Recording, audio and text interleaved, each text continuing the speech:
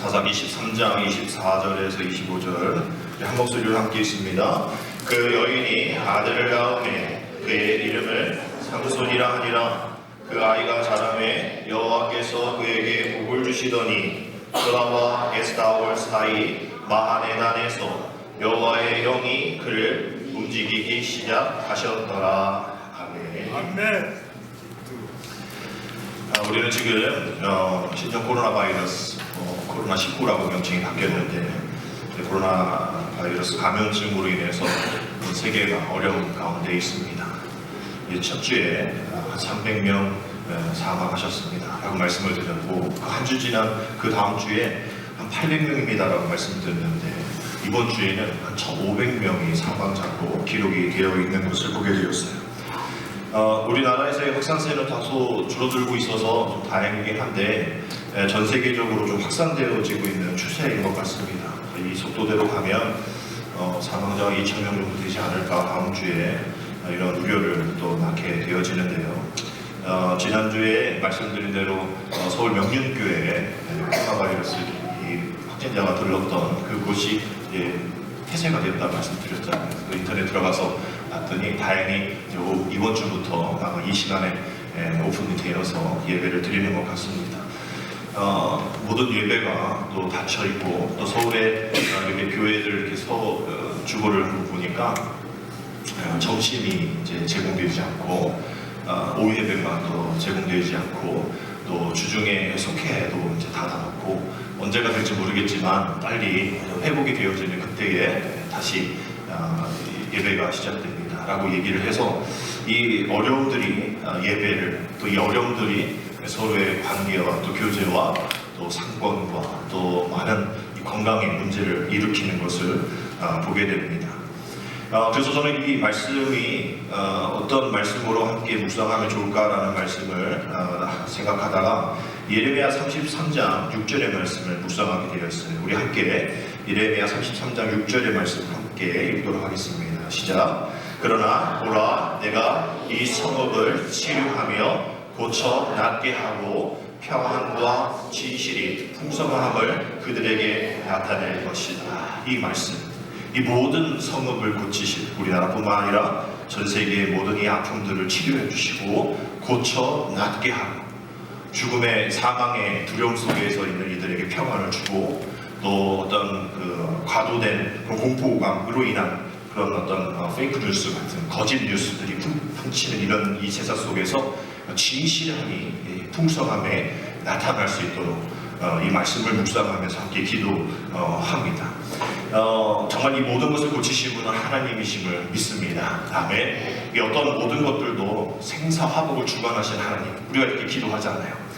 평안과 진실이 풍성하신 하나님을 만나면 그 하나님께서 일하시면 또 하나님께 은혜를 허락하러 기도하면 이 모든 일들이 빨리 해결되리라 믿습니다. 한 구절 더 말씀을 보면요, 시편 20편 1절 2절 말씀입니다. 우리 함께 읽겠습니다.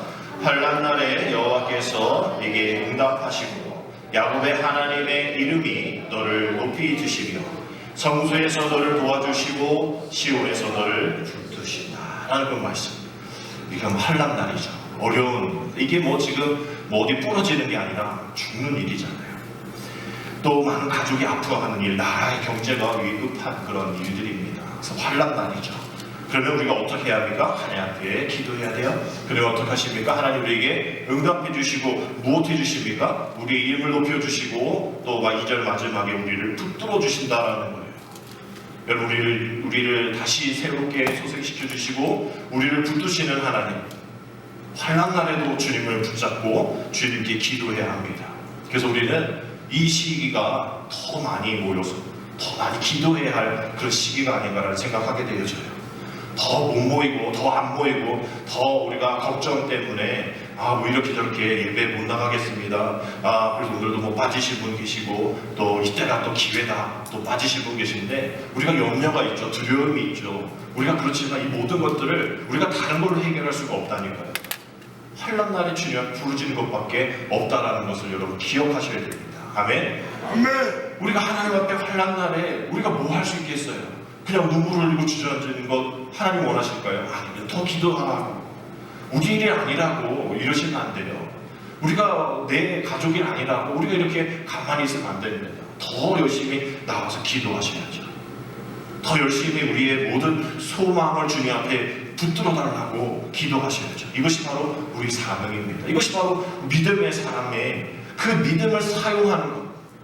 우리 존 웨슬리 목사님 조지아 선교 갈 때 대서양에서 큰 풍랑 만나서 막 죽게 생긴 지금 선교사가 또 교수가 또 성공의 목사가 지금 선교하러 가는데 그 풍랑 만났다고 죽게 되었던 그 마음 가지고 있을 때 그 당시 이단으로 여겼던 모라비안 교도들 어린아이부터 어른애들까지 그 풍랑과 환란 속에서도 찬송하고 기도하는 그 모습을 보고 충격을 받은 요한 웨슬리 목사님이 그들에게 당당하게 갔을까요? 막 기어갔겠죠. 당신들 어떻게 이렇게 이 두려움 가운데서 초연할 수 있습니까?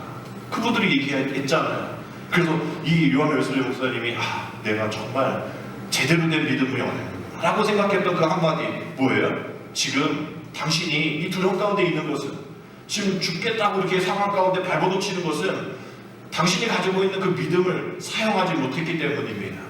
이 파도보다, 이 큰 파도보다, 이 죽음의 위협보다 더 큰 당신의 믿음을 사용하십시오 라고 얘기하는 거예요. 이 환난 중에 우리가 해야 할 일은 우리의 믿음을, 우리의 모든 것들을, 우리의 주님이 주신 은혜를 사용하는 겁니다. 아멘? 사용하셔야 돼요. 지금 세상과 똑같이 숨고 두려워하고 또 공포감 조성하고 이러면 안 되는 거예요. 그 믿음, 담대한 믿음. 우리는 늘 찬양하잖아요. 사나 죽으나 사나 죽으나 날 위해 죽으신 주님을 위해 살겠다고, 사나 죽으나 주님을 위해 살겠다고 고백하면서 우리가 지금 죽게 되었으니 라고 우리는 주님을 떠나고 주님 앞에 예배하는 것, 주님 앞에 기도하는 것, 환난날에 부탁을 달라는 그 믿음을 사용하지 못하고 있는 어리석음을 범하고 있다는 것. 이걸 기억하셔야 돼요. 오늘 우리가 그 이야기 함께 하기 원합니다. 정말 절망 가운데 믿음 붙들어야 하는데 우리에게 그 풍성히 허락하여 주실 그 하나님의 은혜를 기억하며 그 믿음 붙잡아야 되는데 돌아서는 믿음, 포기하는 믿음, 저주하는 믿음으로 살아가는 우리들의 모습은 얼마나 주님 안타까워하실까. 오늘 그 믿음에 대해서 함께 말씀을 나눠보려고 합니다. 오늘 본문 앞부분 23장의 말씀 보면 처음 1절에 이렇게 시작하게요. 이스라엘 자손이 다시 여호와의 목전에 악을 행하였으므로 여호와께서 그들을 몇 년 동안? 40년 동안 블레셋 사람의 손에 넘겨주었다라는 말씀입니다. 다시라는 그 말씀을 여러분 기억하셔야 돼요. 이스라엘 자손이 반복하는 거예요. 그냥 모르고가 아니라 여호와의 목전에서 하나님 앞에서 지금 악을 행하는 거예요. 부모님 앞에서 죄를 범하는 것과 똑같은 겁니다. 자식 앞에서 죄를 범하는 것과 똑같은 거예요. 지금 다시라고 하는 이 말씀이 정말 이 이스라엘 백성들의 반복되어지는 죄였을 겁니다. 오늘 이 말씀은 다른 사람 얘기하면 안 돼요. 다 저와 여러분들이 이야기한 것을 여러분 기억하면서 들으셔야 됩니다. 우리가 하나님 앞에 계속 범죄해요. 계속 반복해서 다시 또 다시 그걸 행하는 일들이 끊어지지 않습니다. 40년 동안 그 하나님께서 그 끊어지지 않는 그 악으로 인하여서 블레셋을 40년 동안 붙여주셨는데 40년이면 빨리 회복이 되어져. 빨리빨리 그것을 통해서 회복하고 주님 앞에 나가야죠. 40년, 이게 지금 가장 긴 기간입니다. 다른 이 사사시대에 다른 사사들의 이야기들을 보면 그 사사가 딱 등장하면 그 어려움들이 그냥 빨리빨리 끝나요. 그래서 며칠 년 동안 평안하였다 이런 말씀들이 많이 나오는데 오늘 우리는 삼손의 이야기를 함께 나누는 그 삼손의 그 사사 기간이 이 40년 중에 20년인데 거의 반이 그만큼 삼손이 사사의 역할을, 즉 이 땅에 살아가는 믿음의 사람들이 그만큼의 역할을 감당하지 못하여서 백성들이 어려운 가운데에 있게 되어지는 그런 모습을 우리가 발견하게 되어진다는 거죠. 그 상황이 어떤 모습으로 비춰지고 있냐면 13절 2절에 보면 이 마노아라는 가정에 이 가정사가 나옵니다. 아이가 없어요. 불임 가정입니다. 그냥 한 가족의 아픈 가족사 얘기하려는 게 아니에요. 이스라엘이 지금 건강한 부부가 아이를 못 낳는 것과 똑같은 그런 어려움 가운데 있다. 한 가족사를 얘기하는 게 아니라 이스라엘 너희들이 바로 이러한 모습이다라고 이야기하는 그런 마노아의 집 이야기들이 나옵니다. 근데 아이러니하게 이 마노아라는 이름의 뜻이 안식이라는 뜻이에요. 또 평안이라는 뜻입니다. 안식하지도 못하고 평안하지도 못하는 그 이름을 가지고 그런 상황 속에 이름만 안식이, 이름만 평안입니다. 삶은 눈물인데, 또 다른 자식들 보면 너무나 마음이 안타까운데, 주님이, 하나님이 이스라엘 볼 때 그런 마음이라는 거예요. 이름만 이스라엘이야. 이름만 이스라엘. 엘, 하나님이라는 뜻이잖아요. 이스라엘, 이름만 하나님이 들어있어. 이름만 평안이야. 이름만 복이야. 그런 상황 속에서 그래도 하나님이 찾아가셔서 회복시켜 주시는 그 제스처를 보여주시는데, 4절 5절에서 이런 말씀을 합니다. 그 아이를 낳게 해주시겠다라는 약속을 해주시면서 명령 2가지를 하죠. 4절에 보면 포도주 독주마시지 말고 어떤 부정한 것 먹지 말라. 두 번째 5절에 머리에 삭도를 대지 말라. 네 아들은 구별된, 그 아이는 태어나서부터 하나님께 바쳐진, 하나님께 구별된 나실입니다. 나실으로서 살아야 한다. 그리고 중요한 말씀이 마지막에 되죠. 그가 블레셋 사람의 손에서 이스라엘을 구원하기 시작하리라 하시니 아멘.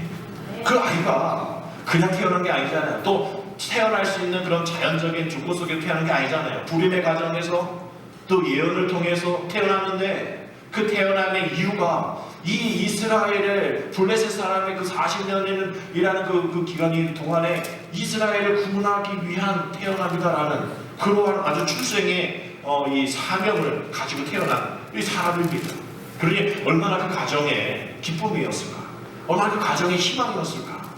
그래서 삼손의 이름이 빛난다, 빛나는 이름이다, 빛나는 사람이다 라는 뜻이 이 삼손의 이름의 뜻에 담겨져 있습니다. 그래서 삼손을 통해서 그 하나님의 역사가 일어나실 때에 오늘 우리가 읽었던 이 말씀이 쭉 이어져 나오는 거죠.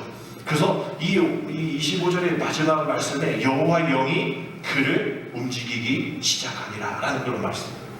저는 이 말씀이 한 주 동안 저와 여러분들의 기도 제목이 되어지기를 원하며 여러분에게 함께 이 말씀을 나누려 합니다. 여호와 영이 우리를 함께 하지 아니하시면, 여호와 영이 나를 터치하지 아니하시면 우리는 움직일 수가 없어요. 우리는 아무것도 할 수 없습니다. 바라기를 여호와, 저와 여러분들이 한 주 동안 우리가 기도하면서 하나님의 영이 우리를, 나를, 우리 교회를, 내 가정을, 내 직장을 움직일 수 있도록 하나님 그 시작을 하나님 다시 시작하게 하여 주옵소서. 저와 여러분들의 기도 제목이 되기를 주님의 이름으로 축복합니다. 14장 6절, 또 14장 19절, 또 15장 14절 이 말씀 보면요, 이 말씀이 계속 반복되어 나옵니다. 여호와 영이 삼손에게 임하며, 여호와 영이 그들에게 임하며 그들이 움직이기 시작하고 하나님의 움직이기 시작하셨다라는 이 문장이 계속 반복되어서 나옵니다. 그런데 23장부터 16장까지 쭉 이 삼손의 역사, 삼손의 인생의 이야기를 보면 그가 정말 성공도 했지만 또 그가 실패를 경험하는 그런 이 내용들이, 이야기들이 쭉 나옵니다. 빛나는 인생인데, 이름처럼 빛나는 인생인데, 또 그렇게 태어났는데 그의 삶이 어두운 인생으로 전락해 버려지는 그런 모습들이 성경은 적나라하게 보여주고 있는 거예요. 왜? 이게 너희들의 모습이야, 이게 인간의 모습이야 라는 그런 모습인 것이죠. 우리에게 주는 교훈입니다.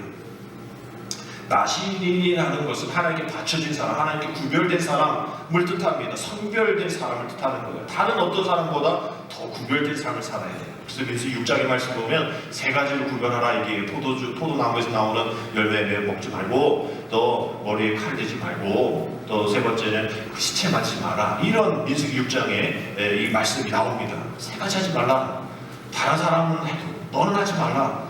그 부분이 이제 율법과 연관이 되어 있는 말씀이니까 말이죠. 그래서 이 나실인으로서 삼손이 하나님께 바쳐진, 헌신된, 구별된, 선별된 그런 삶의 목적으로 살아야만 했던 사람들입니다.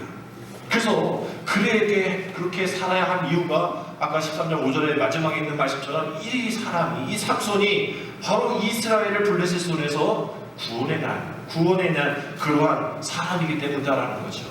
운명적인 그 데스티니를 갖고 있는 그런 삶입니다. 그런데 24장부터 그의 사명이 보이질 않아요.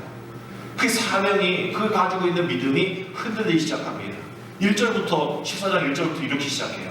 삼손이 딥나에 내려가서 거기서 블레셋 사람의 딸들 중에 한 여자를 보고, 이 블레셋 사람의 여자를 보면 안 되죠. 결혼하면 안 되는 일인데 보고 선악과를 따먹은 것처럼 보고 또 그렇게 이 블레셋 여인을 결혼한 것처럼 그 블레셋 여인과 결혼하기로 작정합니다.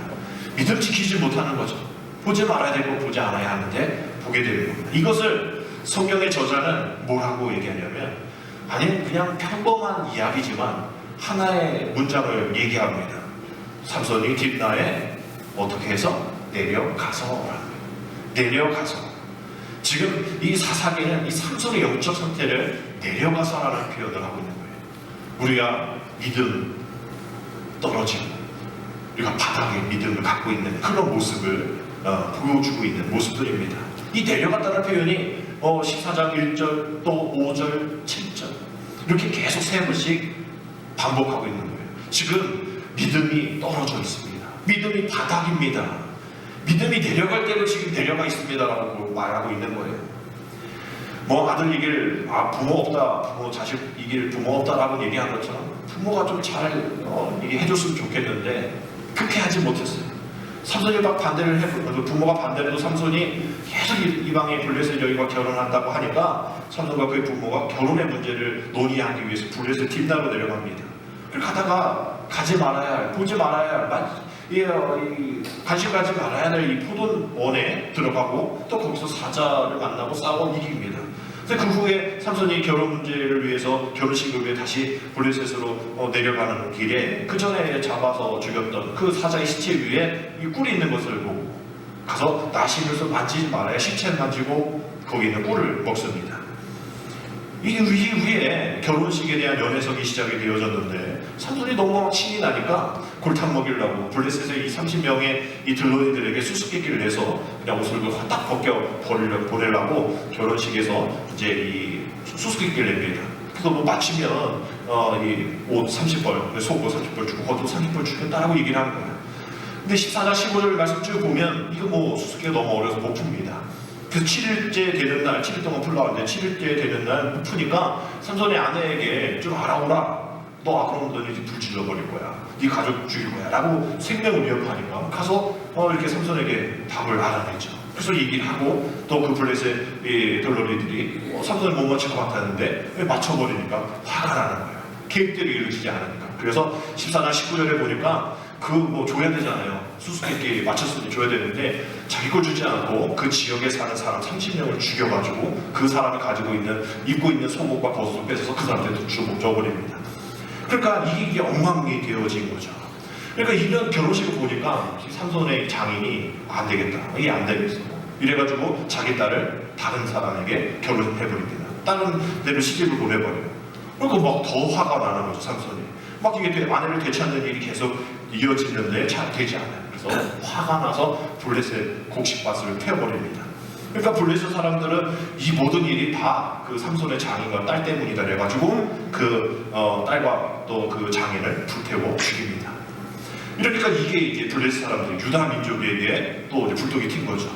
그 유대 민족은 나랑 상관없는 일이야 막 이러면서 유대 민족 3,000명이 블레셋 사람 그 민족에게 삼손을 넘겨주겠다. 그리고 넘겨버립니다. 이런저런 어려운 가운데 그래도 이 목숨을 구하죠. 이러한 모든 일 가운데 나중에 이제 16장에 가서는 우리가 잘 아는 그 드릴라의 유혹에 결국은 머리카락이 잘리고 눈알이 뽑히고 또 노줄에 묶여서 블레셋의 옥중에 맷돌을 갈다가 죽는 그런 이 삼손의 이 인생을 보게 됩니다. 지금 장황하게 삼손의 일대기 뭐 다 아시겠지만 그 삼손의 일대기를 말씀드리면서 삼손의 실패가 무엇인지를 우리가 발견해야 한다는 거예요. 뭐 화가 나는 그 어떤 성격, 성향이 있긴 하지만 그게 이유가 되지 않습니다. 결국은 그 믿음 지키지 못했던 거예요. 구별된 삶으로 살아가지 못했던 그 모습들, 그 영적인 무감각함, 그것으로 인해서 이 빛나는 인생이 어둠의 인생으로 전락해버린 것을 보게 됩니다. 다른 게 있는 게 아니에요. 하나님 원하시는 삶을 지켜 행하지 못했기 때문이다라는 거예요. 그렇게 그 믿음 지키면서 긴장하며 살아야 되는데 그렇게 살아가지 못했다라는 거, 지금 이 시대에 우리에게 주님이 말씀하시는 음성이다. 우리가 듣고 기억하고 또 회개하고 돌아서야 될 줄 믿습니다. 우리는 그리스도인이, 나는 크리스찬입니다. 나는 주님의 영광의 빛 가운데 오신 그 빛 대신 주님을 믿는 그 빛의 자녀입니다. 우리가 그 빛으로 살아가는데 세상은 오히려 그 빛을 인정하지 않아요. 오히려 세상에 더 어둠이 많아요. 그 어둠이 빛을 이길 거라 얘기합니다. 그래서 우리에게 달콤한 미끼를 주면서 삼손이 한 달에 4번 갈 필요 있어. 우리가 내가 받은 11조 꼭 이렇게 굳이 정확하게 들을 필요가 있어. 교회 봉사 내가 할 수 있을 때 하면 되지. 우리 어떤 믿음에 또 봉사의 섬김과 사랑의 마지노선을 우리가 정해버립니다. 그거 넘어가려 하지 않아요. 성경은 그거 더 열심히 힘을 내서 더 우리 생명을 다하여 주님 앞에 나아가라라고 얘기하는데 우리는 거기에 대해서 끝입니다. 마지노선을 우리가 갖고 있기 때문인 거죠. 근데 성경에서 아주 중요한 사실을 이야기하고 있는데 16장 20절입니다. 20절 함께 읽어보겠습니다. 들으다가 이르되 삼손이여 블레셋 사람이 당신에게 들이닥쳤으니라 하니 삼손이 잠을 깨매 이르기를 내가 전과 같이 나가서 몸을 떨자. 우리의 모습입니다. 우리 이 마지막 이 말씀 여호와께서 이미 자기를 떠나신 줄을 깨닫지 못했던 모습. 지금 머리카락이 잘린 것으로 이 힘에 빠짐을 얘기하지 않잖아요. 삼손은 머리카락이라고 생각했는데 하나님은 머리카락 아니야. 내가 너를 떠나면 끝이야 라고 얘기하는 거예요. 근데 하나님이 나를 떠났는데 하나님이 내 삶 가운데 개입하지 않으시는데 우리는 어떻게 돼요? 나가서 몸을 떨칩니다. 나는 이 정도면 됐지.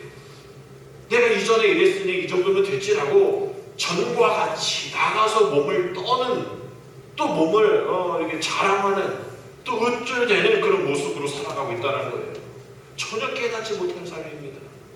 지금 내가 그 구원을 향해 나아가고 있는 것.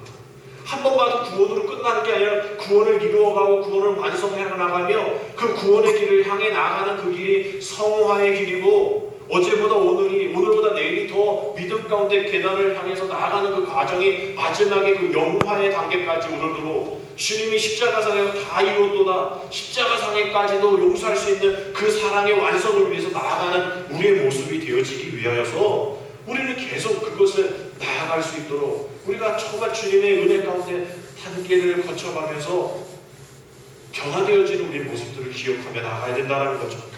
이 말씀을 보면서 결국 우리가 정말 다른 걸로 생각하고 있구나.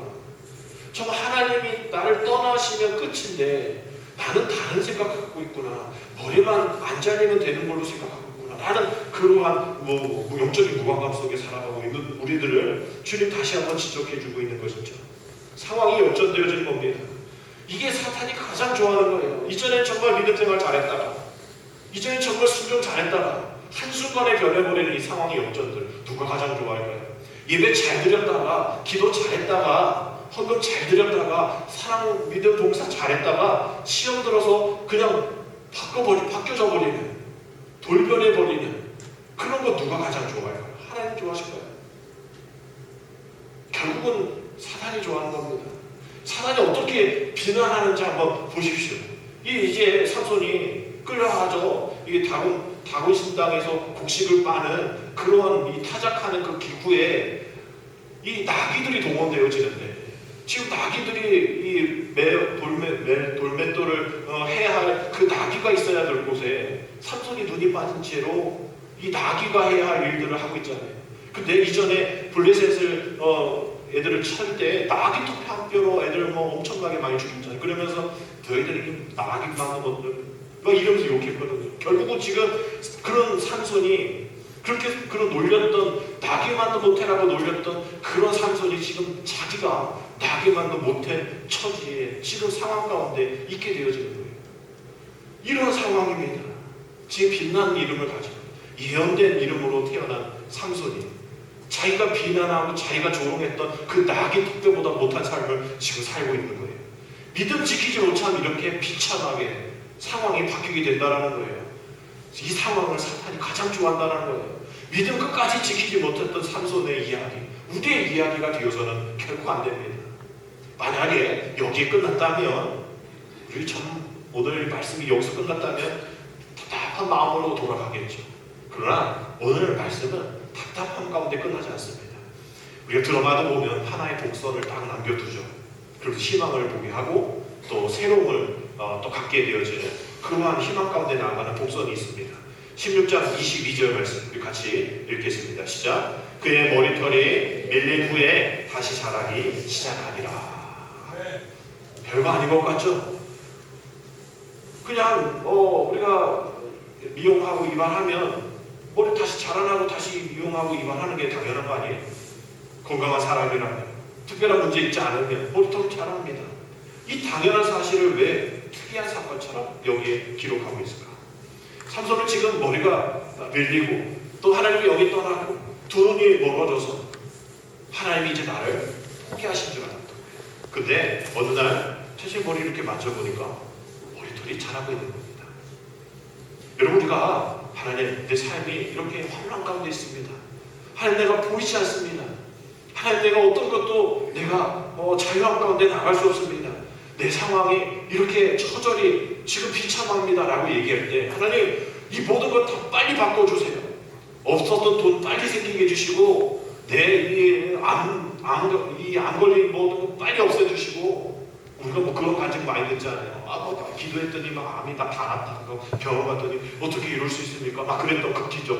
모두에게 일어나면 좋겠지만 다 일어나는 게 아닌데 우리 그렇게 생각하잖아요. 아주 큰 걸로, 아주 위대한 걸로 이 상황을 빨리 회복시켜 주소서라고 우리가 기도하지만 거기서 그렇게 기도해서 되어지는 일이 있으면 좋겠지만 그런 일들이 별로 일어나지 않잖아요. 그러니 우리는 하나님 아무 일도 안 하신다.